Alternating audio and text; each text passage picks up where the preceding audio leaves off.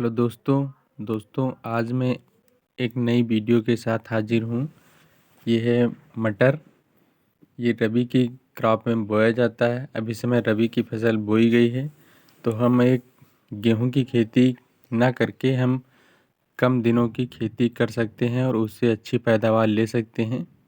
इसको जो मटर होती हैं फलियाँ सब्जियों के रूप में यूज की जाती है। ये सब्जी वाली मटर है और इसमें देखेंगे कि अभी हम फली इसमें बनने लगी हैं और इसको मैंने नवंबर में बोया था। अब ये फलियां होने लगी, तैयार होने लगी हैं और अभी 20-25 दिन बाद इसकी हम तोड़ाई करेंगे।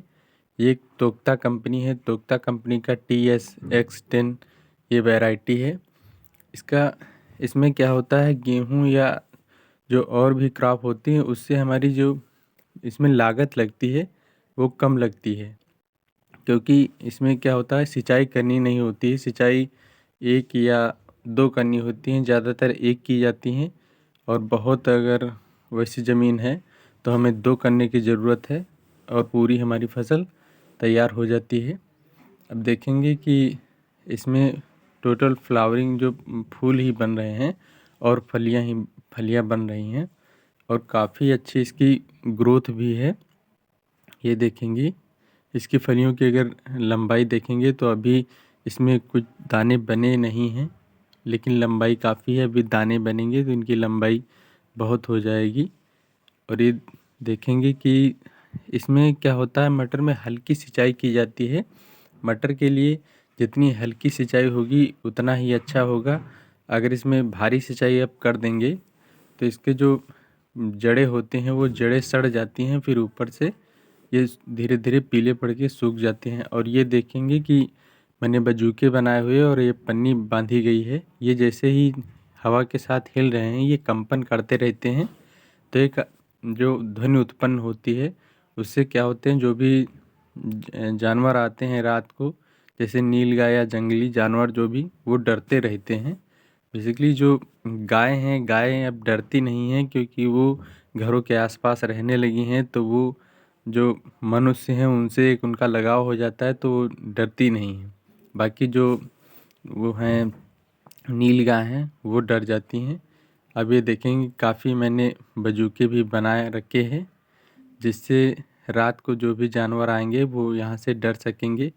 अब दिखाएंगे कि जो सिंचाई का असर पड़ता है वो कैसा रहता है, क्योंकि जब आप जिधर सिंचाई कर देते हैं उधर उसकी जो वनस्पतिक वृद्धि है वो ज़्यादा हो जाती है और उसमें फूल बाद में आते हैं, फलियां बाद में बनती हैं। जिधर सिंचाई नहीं हो पाती है उधर हमारे जो पौधे की ग्रोथ, वनस्पतिक वृद्धि है वो कम हो जाती है। देखेंगे कि इधर सिंचाई ना के बराबर एक हुई थी, तो इसमें इधर नमी है नहीं ज़मीन में, तो जब नमी नहीं होगी उसकी पौधे जो बढ़ते नहीं हैं तो उसमें क्या होता है कि जल्दी फलियां बनने लगती हैं। अब देखेंगे कि यहाँ फलियां बन चुकी हैं क्योंकि यहाँ पर नमी खेत में बहुत कम है और इधर जो वनस्पतिक वृद्धि है वो भी नहीं हुई है क्योंकि यहाँ पर सिंचाई नहीं हुई है, एक ही हुई है। इसीलिए यहाँ पर फलियाँ पहले ही बन गई हैं और ये पौधा बहुत जल्दी ख़त्म हो जाएगा। देखेंगे कि एकदम सूखी मिट्टी है और इसीलिए यहाँ पर पौधे छोटे छोटे हैं। अगर हम दूसरी तरफ जाएंगे तो वहाँ पर जिधर सिंचाई हुई है उधर देखेंगे कि वनस्पति वृद्धि पौधों की बहुत ज़्यादा है और उधर अभी फूल ही फूल रहे हैं, क्योंकि जब वनस्पतिक वृद्धि होती है तो हमारे जो फूल होते हैं वो थोड़ा देर से निकलते हैं और उसमें देर से फलियां बनेंगी। यहाँ देखेंगे कि नमी है खेत में और इसमें पौधों की वृद्धि ज़्यादा हो रही है और यहाँ पर फूल अभी बन रहे हैं, फलियां इसमें कम लगी हुई हैं और फूल ही ऊपर अभी लगते जा रहे हैं।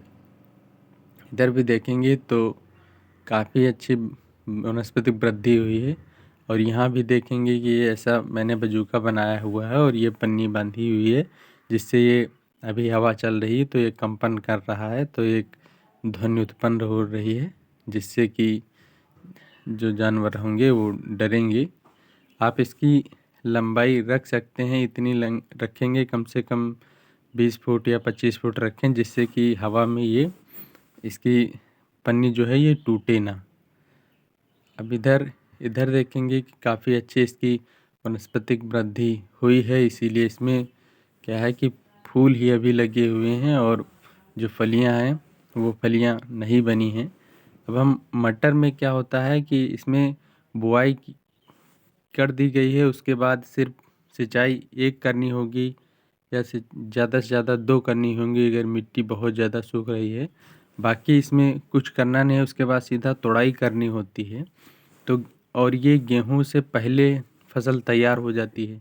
गेहूँ में क्या होता है, काफ़ी सिंचाई कम से कम 5 से 6 सिंचाई करनी होती हैं और उसमें बहुत सारी उर्वरक भी देना होता है। इसमें कुछ उर्वरक नहीं देना होता है, आराम से, क्योंकि ये जो है नाइट्रोजन खुद बना लेता है।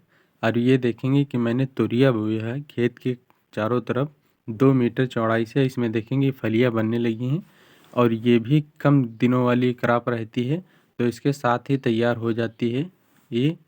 तो इसको हम आराम से मटर के साथ ही काट सकते हैं।